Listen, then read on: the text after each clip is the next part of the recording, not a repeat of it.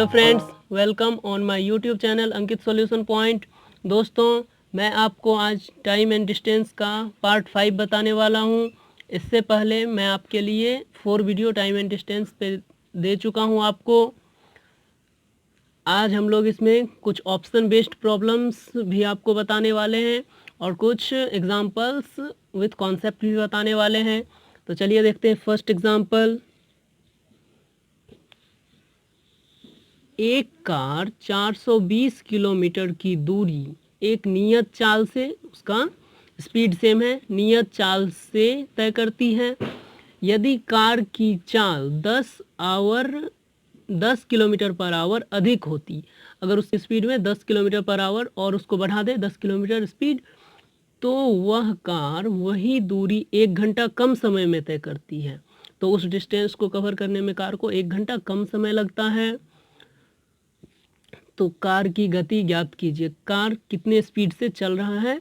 तो इसमें दोस्तों आपको इस टाइप का प्रॉब्लम आपको ऑप्शन बेस्ड पूछा जाएगा। आपको ऑप्शन पहले दे दिया जाएगा, आपको ऑप्शन में से चूज करना है। तो इसमें करना क्या है, फर्स्ट अगर इस स्पीड से हम जाएं, जिस स्पीड से जा रहे हैं, तो 420 किलोमीटर को 420 को भी से अगर कवर करें तो कुछ टाइम लगेगा। अगर इस टाइम में से हम इसको घटा लें, जो हम बढ़े हुए स्पीड से इसको कवर किए हैं, तो इसमें ज़्यादा टाइम लगेगा। ज़्यादा टाइम में से अगर इस टाइम को घटाएं तो हमें कितना घंटा कम लगता है, 1 घंटा। अगर इस दोनों टाइम में से इस टाइम में से इस टाइम को घटा ले तो 1 घंटा हो जाएगा जो मेरा बचा है। तो इसको आप फिर सॉल्व करिए इसमें से। तो यहाँ पे आप इसमें पुट कीजिए इसको। अब किस सबको पुट करके आपको देखना है कौन सेटिस्फाई करता है इसको। तो चलिए इसको पुट करते हैं। v = 60 पुट करिए।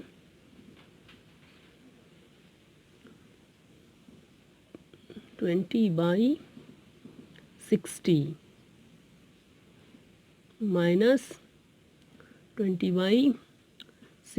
+ 10 करना है, = 1। तो ये आपका हो गया 420/60 - 420/70 = 1। 6 7 जा, यहाँ 7 आवर हो गया, ये आपका 6 आवर हो गया। तो देखिए 7 आवर - 6 आवर = 1 आवर आपका हो जाता है। इसका मतलब ये वैल्यू आपका इस इक्वेशन को सेटिस्फाई कर रहा है।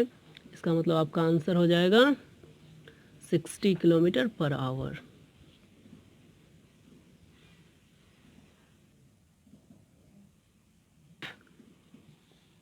इस टाइप के ऑप्शन बेस्ड प्रॉब्लम को आप इसी नियम से सॉल्व करेंगे। ज़्यादा टाइम में से कम टाइम वाले को घटा करके जितना मेरा टाइम बचा है उसको लिखेंगे। जब उसमें उसको आप सॉल्व कीजिएगा, क्योंकि हम इसमें वेलोसिटी का यूज किए हैं और ये वेलोसिटी पूछा भी है, तो मेरा वेलोसिटी निकल जाएगा। चलिए इसी टाइप का एक और प्रॉब्लम देखते हैं। चलिए देखते हैं। एक हवाई जहाज अपने गंतव्य से 1500 किलोमीटर दूर एक स्थान से निर्धारित समय से 30 मिनट देरी से उड़ान भरता है। अपन जहाँ से वो निकलता वहाँ से उसको 1500 किलोमीटर जाना है, लेकिन वो 30 मिनट की देरी से उड़ान भरता है। निर्धारित समय पर गंतव्य पर पहुँचने के लिए, मतलब वो जो टाइम उसका फिक्स है, क्योंकि आधा घंटा लेट किया है तो आधा घंटा पहले पहुँचने का कोशिश कर रहा है। निर्धारित समय पर गंतव्य पर पहुँचने के लिए चालक को हवाई जहाज की गति में 250 किलोमीटर पर आवर की वृद्धि करनी पड़ती है। तो यात्रा के दौरान हवाई जहाज की गति प्रति घंटा क्या थी। ये भी आपका ऑप्शन बेस्ड प्रॉब्लम है और इसमें आपको ऑप्शन इसमें यूज करना होगा। तो 1500 किलोमीटर को ये पहले v वेग से कवर करता, तो जितना टाइम लगेगा उसमें से इसी डिस्टेंस को ये v प्लस ये 250 किलोमीटर पर आवर का वृद्धि किया है अपने स्पीड में, उससे कवर करेंगे तो कम टाइम लगेगा। ज़्यादा टाइम में से कम टाइम को घटाएंगे और 30 मिनट जब ये देरी से उड़ान भरता है, इसका मतलब ये 30 मिनट इसको कम लगा है। 30 मिनट को आप 1/2 लिख लीजिए। ये आपका ऑप्शन बेस्ड प्रॉब्लम है, इसमें आप इसको पुट कीजिए। आप सबको पुट करके देखेंगे।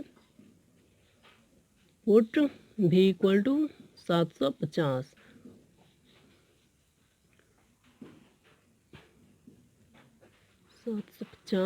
माइनस ये 750 प्लस 250, ये आपका 1000 हो गया, इक्वल टू 1/2। इसको करिए, आपका 2 आएगा, ये हो गया 2 आवर, और इससे इसको डिवाइड करिए तो 1.5 आवर आएगा। 2 आवर में से जब आप 1.5 आवर घटाइएगा तो आपको हाफ आवर आएगा, इक्वल टू हाफ आवर। ये आपका इस इक्वेशन को सेटिस्फाई करता है। इसका मतलब आपका आंसर हो जाएगा 750 किलोमीटर पर आवर। चलिए देखते हैं नेक्स्ट एग्जांपल। एक ट्रेन एक निश्चित दूरी को 50 मिनट में तय करता है। एक निश्चित दूरी को एक ट्रेन कितने देर में तय करता है? 50 मिनट में तय करता है। यदि इसकी चाल 48 किलोमीटर हो तो बताएं कि ट्रेन किस चाल से चले कि वह उस दूरी को 40 मिनट में ही तय कर ले। तो इसमें आप ध्यान दीजिए, आपका T1 दिया हुआ है, V1 दिया हुआ है, T2 दिया हुआ है, सिर्फ V2 नहीं दिया हुआ है। तो V2 निकालने के लिए जब आपका डिस्टेंस सेम हो तो आप जब आपका डिस्टेंस, अगर आपका DA कोई A और DB दो व्यक्ति अगर डिस्टेंस कवर करता है और डिस्टेंस सेम हो तो V1 T1 equal to V2 T2 होता है। आप इसको याद रखेंगे। आइए अब इस प्रॉब्लम को देखते हैं।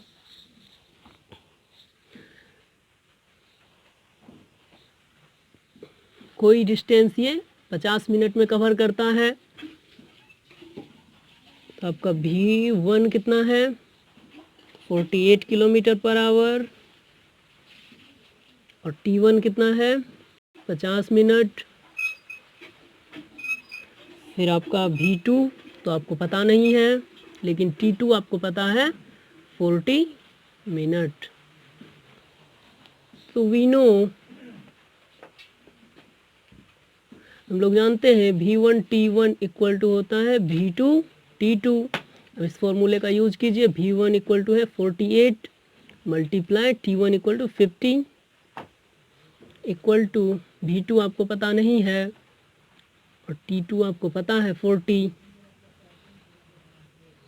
तो इसको सॉल्व कीजिए। 12 V2 equal to 12 multiply 5 60 kilometre. अगर यह ट्रेन 60 किलोमीटर पर आवर की स्पीड से जाए तो इस डिस्टेंस को ये 40 मिनट में ही कवर कर लेगा। एक व्यक्ति को किसी निश्चित स्थान तक पैदल जाने एवं मोटर बाइक से वापस आने में कुल 6 घंटा 30 मिनट का समय लगता है। मतलब है पैदल वो गया और बाइक से वापस आया तो उसको 6 आवर 30 मिनट का समय लगता है। यदि वह दोनों तरफ मोटर बाइक से ही, दोनों तरफ अगर वो मोटर बाइक से जाता है तो 2 आवर 10 मिनट की बचत होती है। जितना टाइम इसमें लगा 6 आवर 30 मिनट, इसका मतलब इसमें से इसको माइनस कर लेंगे कि बचत होती है। दोनों तरफ पैदल चलने पर उसे कितना समय लगेगा। आइए देखते हैं इसे कैसे सॉल्व कर सकते हैं।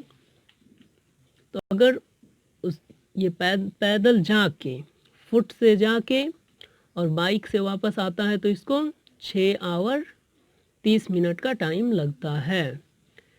लेकिन अगर ये दोनों साइड बाइक से ही जाए तो इसको 2 आवर 10 मिनट का बचत होता है। इसका मतलब इसमें से इसको माइनस कर लीजिए तो 4 आवर 20 मिनट। अगर ये दोनों तरफ बाइक से जाता है तो 4 आवर 20 मिनट। तो यहाँ से आप निकाल लीजिए, एक तरफ जब वो बाइक से वापस आया तो आप बाइक का निकाल लीजिए, बाइक से जाने में कितना टाइम लगता है। तो बाइक से जाने में 2 आवर 10 मिनट लगेगा। तो यहाँ देखिए आप क्या लिखे हैं, f + b = इसको आप इक्वेशन 1 ले लीजिए। तो फ्रॉम 1 से आप करिए, इस b को उसमें रखिए, f = 6 आवर में से इसको ये जब b इस साइड जाएगा तो f = 6 hour 30 minute minus 2 hour 10 minute. तो इसको कर दीजिए। तो आपको एक तरफ से पैदल जाने में कितना टाइम लगा आपको, तो 4 आवर 20 मिनट। तो अब आपसे पूछ रहा है दोनों साइड आपको पैदल जाना है और पैदल आना है में कितना टाइम लगेगा। तो एक तरफ गए, फिर दूसरे साइड से आ भी गए, f + f = 8 our 40 minute.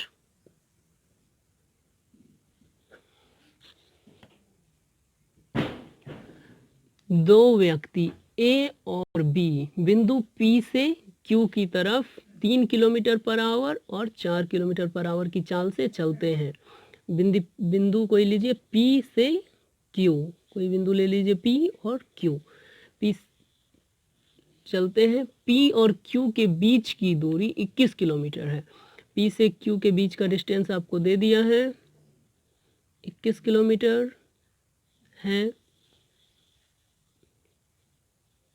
21 kilometre है। B Q पर पहुंचकर पुनः लौटता है। B जो है, A और B दोनों इस पॉइंट से Q की तरफ जाना स्टार्ट किया है। B Q पर पहुंचकर पुनः लौटता है और लौटते समय A से R बिंदु पे मिलता है। इसका मतलब B यहाँ पहुंच के फिर लौटा और यहाँ पे ले लीजिए कोई R बिंदु है, R पे मिलता है। तो P और R के बीच की दूरी ज्ञात कीजिए। इसका मतलब आपसे ये डिस्टेंस पूछ रहा है। P से R के बीच का इस x का वैल्यू निकालिए।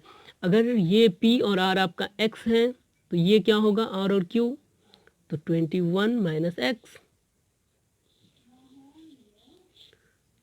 तो वेलोसिटी ऑफ A क्या है, 3 किलोमीटर पर आवर और velocity of B = 4 kilometre per hour. तो दोनों का समान है। उतने ही टाइम में B P से Q पे पहुंच के फिर R पे पहुंच गया और उतना ही टाइम में A P से R पे ही सिर्फ पहुंचा है। तो टाइम दोनों का सेम है। तो T1 = T2 है आपका। तो टाइम इक्वल टू होता है डिस्टेंस बाय वेलोसिटी। डिस्टेंस कितना है, तो P से Q का पहले लीजिए, P से R का x बाई 3 से जा रहा है इक्वल टू, दूसरा क्या है 21 + 21 - x बाई 4 की स्पीड से जा रहा है। इसको सॉल्व कीजिए। 4x = 63 + 63 + 3x। अब इसको इस साइड ले आइए तो 7x, 4x माइनस है, इस साइड आया तो +4x + 3x, 7x = इस दोनों को प्लस कर दीजिए 126 और x = आपका 126/7 = 18 हो जाएगा। तो x = आपका 18 किलोमीटर है। A बिंदु P से R तक आने में A 18 किलोमीटर डिस्टेंस कवर किया। दोस्तों, टाइम एंड डिस्टेंस का नेक्स्ट पार्ट मैं आपके लिए जल्द ही लाने वाला हूँ। चलिए मिलते हैं नेक्स्ट वीडियो में। Thanks for watching.